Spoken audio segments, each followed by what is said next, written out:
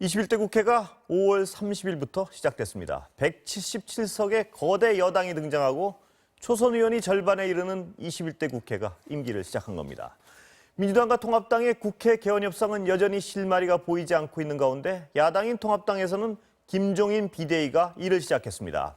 원구성 얘기부터 해보겠습니다. 민주당과 통합당 사이의 국회 원구성 협상 여전히 난항 겪고 있습니다. 의장단도 뽑고 상임위원장도 선출하고 의원들도 각 상임위원회에 배정을 해야 국회가 돌아가는데 협상에서 돌파구를 찾지 못하고 있습니다. 민주당 김태년 원내대표와 통합당 최영두 원내대변인 발언 먼저 들어보고 갈까요? 들어보시죠. 미래통합당은 최소한 이 개원은 협상 대상이 될 수가 없음을 함께 인식하고 협조해 주기를 바랍니다. 아까 제가 모두 말씀에 무슨 일이 있더라도 개원하겠다고 말씀을 드렸습니다. 상임위원장 선출과 관련해서는 이제 바로 뒤따라온 날짜가 6월 8일인데요. 아직까지 그때까지는 시간이 조금 남아 있으니까 최선을 다해서 야당과 협상하고 또 합의해서 그렇게 처리할 수 있도록 노력하겠습니다. 3차 추경은 아마 이제 다음 주에 정부에서 국회로 제출이 돼야 될 텐데요. 반드시 지금 여러 가지 이 코로나 위기를 극복하기 위한 적극적인 대책을 세우는 데 있어서 이 추경이 필수적입니다. 속도가 생명입니다. 지금 더불어민주당 지도부의 단독 임시회 소집, 국회의장 표결 처리, 상임위원장 싹쓸이 주장은 지난 30년간 대한민국 국회의 협치 전통을 일거에 짓밟겠다는 이야기입니다. 민주당은 지금 대한민국이 마주한 거대한 위기와 도전을 정녕 모르는 것일까요? 177석의 힘으로 무엇을 할 작정입니까? 그러면 황혜진 선임기자와 함께 이번 주 정치 현안 짚어보겠습니다. 어서 오십시오. 안녕하세요. 자, 국회의장도 사실상 내정됐죠? 네, 언제 그렇죠. 선출하죠? 예. 원래 국회법에 따르면 국회 임기가 시작되고 7일 뒤 여는 첫 임시회의에서 의장단을 뽑도록 예. 했습니다. 그게 김태년 민주당 원내대표가 얘기하는 6월 5일이고요. 3일 뒤인 6월 8일에 상임위원장들을 뽑게 돼 있죠. 네. 그래서 이건 사실 본회의를 열어서 뽑으면 되거든요. 네. 국회의장이 없기 때문에 최연장자 의원이 임시의장으로 사회를 보고 임시국회 소집은 사무총장이 대신하고 네. 뭐 이런 절차를 거칩니다. 그래서 원래 국회법대로 하면 6월 5일 날 의장단을 뽑고 8일 날 예. 상임위원장을 뽑아야 되죠. 예. 그런데요.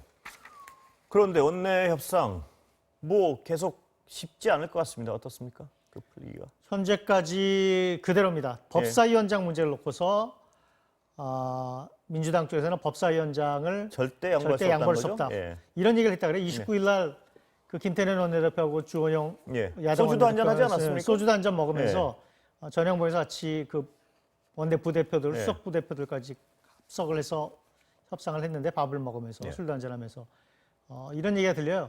법사위원장을 야당이 가져가는 대신에 법안의 작구 체계 심사권을 없애자. 예, 예. 그리고 별도의 기구를 만들거나 아, 상임위원회에서 하자. 그 지금 말씀하신 건 접근한 겁니까? 그런 그때? 제안을 김태년 원내대표가 했다는데 작구 체계 심사 권한이 없는 법사위는 사실 일반 그렇죠. 상임위랑 똑같거든요. 그래서 예를 들어서 법무부나 뭐 검찰청 소관의 일반 사무밖에 하지 못하니까 그 이전에 법사위가 갖고 있던 막강한 게이트키퍼로서의 권한, 그 법사위원장을 차지한 다음에 각 상임위에서 올라오는 법안을 가지고 이렇게 그 작구 심사를 빌미로 이렇게 법사에서 뭉쳐놓고 있죠. 묶어놓고 있거나 뭐 그래서 그런 권한이 없어지는 거죠. 그러면 가져갈 이유가 없죠, 사실. 예. 이 권한 그런 얘기를 한 모양인데 뭐 주호영 원내대표가 거부를 했다 그럽니다. 그래서 지금 상황은 그렇다면 그 김태년 원내대표의 그 주장이나 논리는 이거죠. 여태까지 협상한 거는 여당 그전에 여당들이 그 과반을 겨우 조금 넘었을 때 그 얘기고 그래서 법사위를 야당이 가져가고 의석도 뭐 11대 8, 뭐 11대 7 이런 식으로 분배한 건데 지금은 국민이 어차피 각 상임 그 과반이 151석이잖아요. 300에서. 그런데 각 상임위에서 전체에서 전부 과반을 차지하는 의석이 168석이에요. 그걸 절대 과반이라고 하죠. 그것도 훨씬 넘는 177석을 준 것은 국회를 지금처럼 운영하지 말고 여당이 안정감 있게 속도감 있게 능률적으로 국회를 운영하라는 국민의 뜻인데 그 전에 그런 논리를 가지고 협상을 하면 안 된다라는 게 주장이잖아요. 그래서 나온 그 배경에서 나온 얘기가 싹 가져가겠다 뭐 이거였죠. 그렇죠. 계속 고집을 부리면 싹 우리가 가져가겠다. 단독으로 예. 국회에 소집해서 싹 가져가겠다는 예. 그 논리잖아요. 그래서 계속 그 상태에서 대치가 이루어지는데 오늘 김태년 민주당 원내대표가 내일 그 임시국회 소집서 내겠다. 예. 6월 5일 날 절차를 밟는 거죠. 국회 소집을 임시국회 소집서를 내야지 6월 5일 날 임시회를 열어서 의장들을 뽑을 수 있으니까. 그래서 사실 마음만 먹으면 민주당이 모여서 117명, 그다음에 정의당이나 뭐 또 친여 무소속 세석 있죠. 예. 열린민주당. 예. 그 의석들을 합쳐가지고 맘만 먹으면 마음만 먹으면 통과시킬 수 있, 의장들을 뽑을 수 있는데 예. 과연 그렇게까지 하겠느냐. 아직까지는 그 무력시위 카드인데 예. 지금 저렇게까지 계속 속도전으로 압박을 하는 것은 상황이 바뀌었으니까 새 룰에 야당도 적응을 해라 이런 메시지입니다. 그래서 그리고 사실 민주당으로서도 압박감이 있어요. 국민이 이 정도까지 의석을 만들어줬는데 계속 아무것도 못하고 있으면 사실은 그 명구스럽죠. 그렇죠. 여당 입장에서. 그리고 코로나 위기라는 그 중체단 국면에서 빨리빨리 일을 해야 되는 그런 그 압박감도 있으니까 사실 민주당도 쫓기는 입장이죠. 어떻게 보면. 자, 그런데요. 쫓기는 입장이긴 한데 또 협상을 하는 모습을 보여주고 싶을 것이고요. 그런데 문제는 아까 말씀하셨지만요. 자꾸 심사권 없는 법사위 가져가려면 가져가고 그거 존재하려면 우리 그 법사위는 절대 못 준다. 어떤 접점이 안 보이는데요. 접점이 안 예. 보이는데 제 생각에는 민주당이 177석까지 얻고 법사위를 야당에게 넘겨주지 넘겨주지 않을 않겠죠? 겁니다. 예. 그걸 넘겨주고 나면 지지자들한테 엄청나게 욕을 예, 먹게 돼 있어요. 예. 뭐 하는 거냐 그렇게 절대 의석을 예. 줬는데 그렇기 때문에 아마 그 선은 마지노선인데 그걸 가지고 이제 야당하고 어떻게 협상을 할 것인가가 예. 이제 지켜볼 대목이죠. 예. 자, 그러면 일하는 국회법 네. 이건 뭡니까? 국회법을 좀 수정을 해서 예. 지금 그 무슨 사안이 생기면 상임위를 연회 만에, 국회를 예. 연회 만에, 임시회를 연회 만에 이걸 가지고 상당히 그 뭐랄까 여야가 티격태격하면서 그렇죠. 시간이 지나잖아요. 그러니까 상임위, 예. 본회의 이런 거 다 날을 정해서 자동으로 열게 하자. 예. 다른 나라 국회들도 그렇게 한다. 그리고 자동으로 열리고 특히 상임위에서 중요한 게 법안 심사 소위거든요. 예. 사실상은 그 법안 심사 소위에서 모든 일이 거의 조정이 되고 이루어지고 예. 전체위원회에서는 이미 이제 조정된 걸 가지고 거의 이제 뭐 이렇게 그 형식적인 그 처리만 하는 경우도 상당히 예. 많기 때문에 근데 이 법안 심사 소위를 누가 하느냐 또 법안 심사 소위에 일이 밀리는 경우가 많아요. 그러니까 예. 법안 심사 소위도 복수로 둬가지고 빨리빨리 일을 찾아 이런 등등해서 국회를 좀 더 능률적으로 끌고 가는 것을 그 국회법을 개정해서 예. 하겠다라는 거죠. 이것도 다 여당 속도- 생각이죠, 이것도? 그렇죠. 여당 예. 생각인데 이제 야당이 왜냐하면 야당 입장에서는 안 그래도 의석수가 훨씬 적은데 이런 법을 만들면 더 끌려간다는 생각을 하지 않을까요? 어떻습니까? 그럴 수 있겠죠. 그런데 예. 이제 야당으로서도 답답한 게 예. 물리적으로 막기도 어렵죠. 국회 그렇죠. 초반부터 뭐 국회 로텐돌에서 농성하거나 예. 뭐 농성까지는 모르겠지만 들어눕거나 아니면은 그 패스트트랙 때처럼 몸으로 예. 막거나 이거 불가능하거든요. 그래서 예.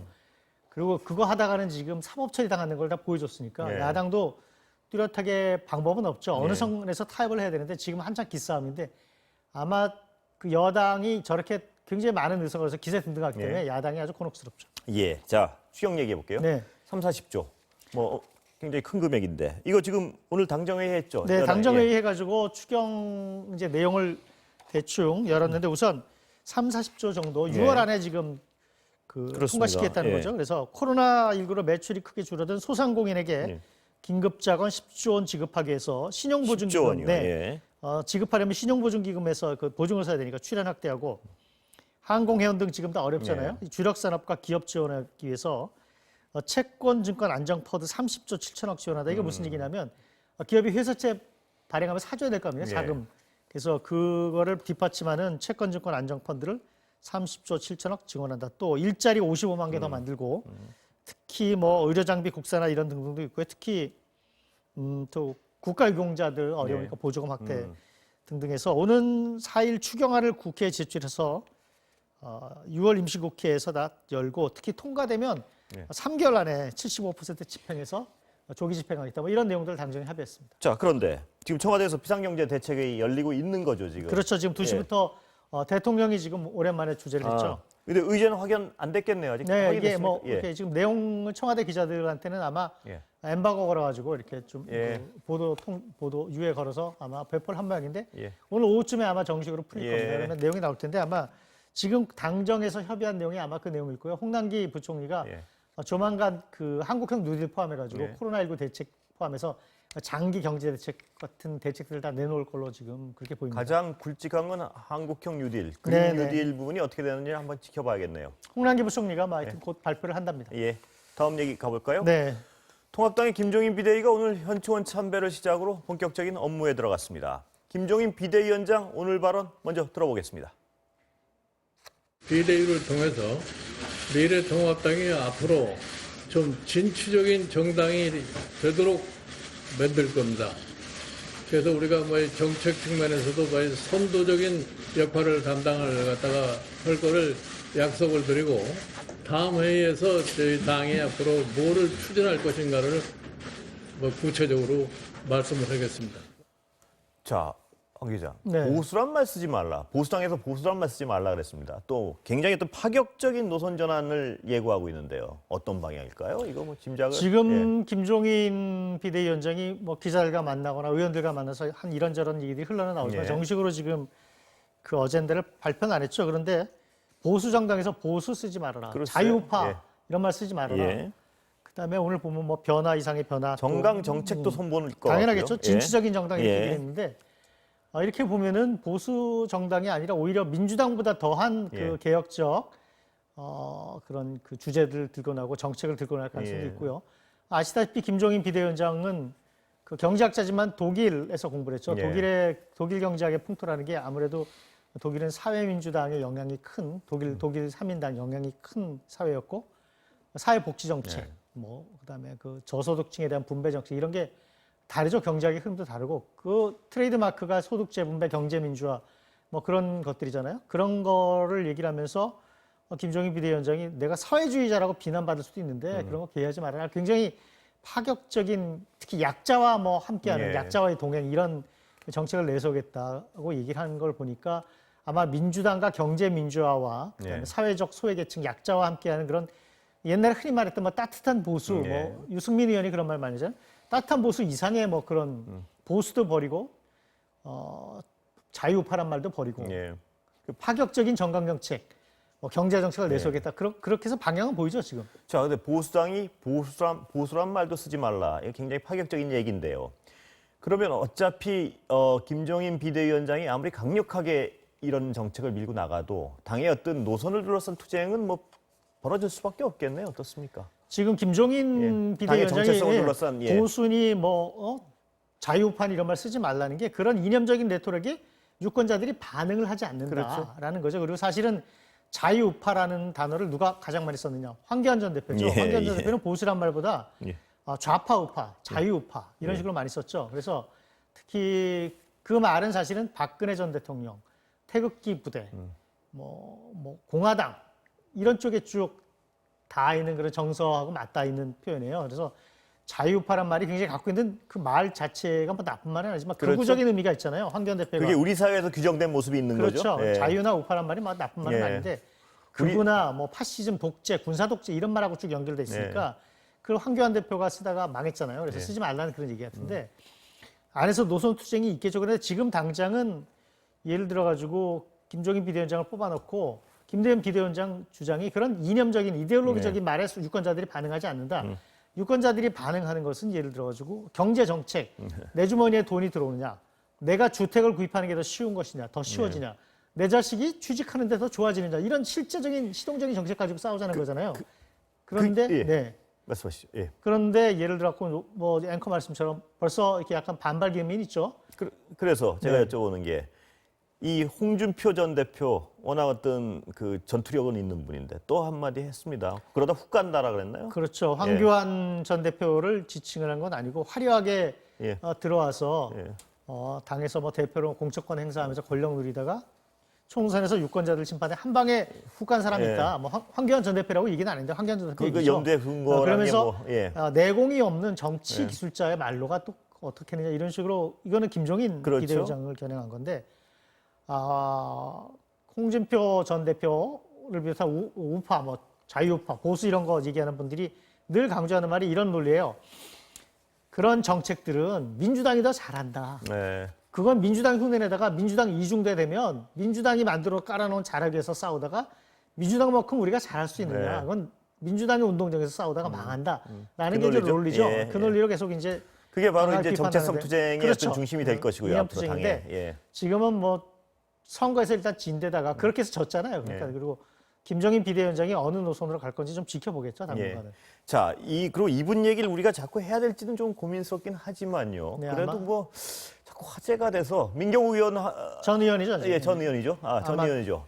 저 둘러싸고 의원심을 잃었으니까 아마 이제 말의 파괴력도 좀 줄어서 의원이고 아니고는 다르니까요. 그런데 이제 이분은 이러하게 말의 파괴력은 줄었는데 하태경 의원은 민 전 의원을 완전히 지울래는 것 같습니다. 지금 보니까. 지금 예. 하태경 의원이나 그 이준석 전 최고위원 같은 그 분들의 생각은 민경욱 의원이 자꾸 저렇게 언론에 등장하고 저 주장을 유튜버들이 퍼나르고 실어나르면서 어느 정도 영향력을 확보하면 굉장히 이게 그 당의 지지율을 깎아먹고 당의 새로운 방향을 찾아가는데 굉장히 좋지 않다라고 생각해서 뭐 활약을 동원해서 좀 이렇게 예. 극우도 아니 뭐 괴담 세력이다. 예, 괴담 극우라는 말도 이제 못 해주겠다는 얘기죠. 그래서 비호감 세력이다. 당 지지율이 네. 떨어진다. 그래서 아마 그 부분을 굉장히 의식하는 것 같죠. 그렇지만 민경욱 전 의원도 가만히 있지 않죠. 그렇겠죠.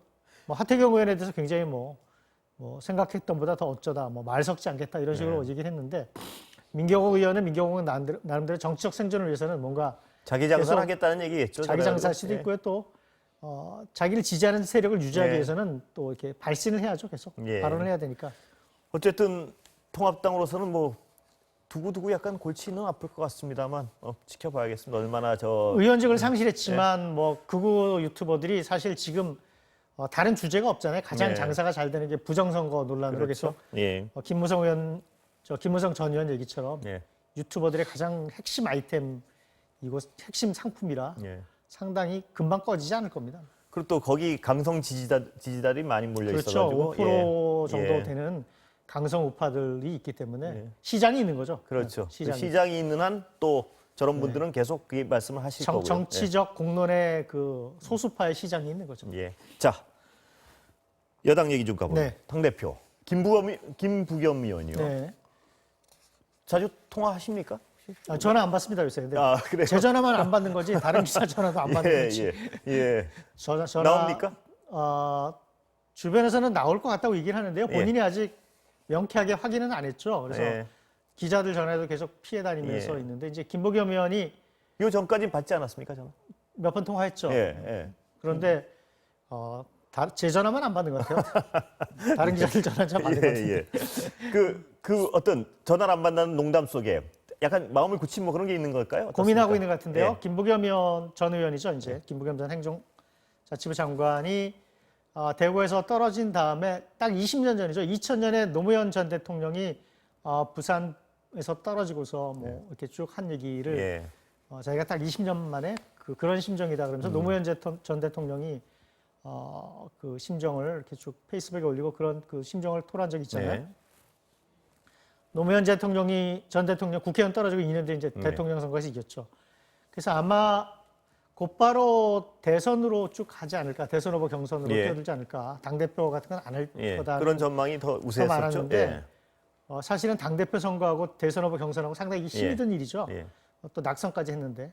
그런데 지금 이낙연 대선론이 너무 퍼지고 이낙연 전 총리 지금 의원이죠. 예. 이낙연 의원이 당 대표까지 하게 되면 저 대세를 막을 수 없지 않을까라는 생각이 들어서 나가겠다고 결심을 굳힌 것 같은데 김부겸 전 행자부 장관 같은 경우는 현직 의원도 아니고 특히 뭐 그 당내에서 의원들이 다 낙선한 대구 경북 지역 출신이기 때문에 기반도 적고 그렇다고 핵심 친노도 아니죠. 그래서 만약에 당대표 경선에서 떨어져 버리면 그 다음에 참 좀 난감해질 수가 있어요. 예. 그냥 승부가 결정돼서 이게 대선 전초전처럼 대선 후보 예. 전초전처럼 본인의 정치적 가치도 그렇죠. 그래서 뭐 바닥으로 떨어질 수 있고요. 물론 예. 그렇지만 본인이 갖고 있는 예를 들어서 수도권의 그 안정된 당선 가능한 지역구를 버리고 내려가서 대구의 험지에서 고군분투하는 그 진정성이랄까 그런 감투 정신 같은 것, 그 정치적 가치는 살아있죠. 살아있지만 그래도 대표 경선에서 나가 떨어져 버리면 상당히 어려워지죠. 예. 그런데 그럼에도 불구하고 여기서 가만히 있으면 정말 또, 존재가 사라질 그렇죠. 거라는 또 예. 그런 고민도 있고 그래서 나가는 것 같은데 하여튼 자명을 하고 있습니다. 예. 자, 시간은 다 됐는데요. 네. 다음에 통화되시면 말씀 전해 주십시오. 예. 네, 한번 출연해서 예. 뉴스회전에 나와서 얘기를 좀 듣자고 예, 말을 크게 한번 말씀 해보겠습니다. 전해 주십시오. 예, 오늘 말씀 감사합니다. 예.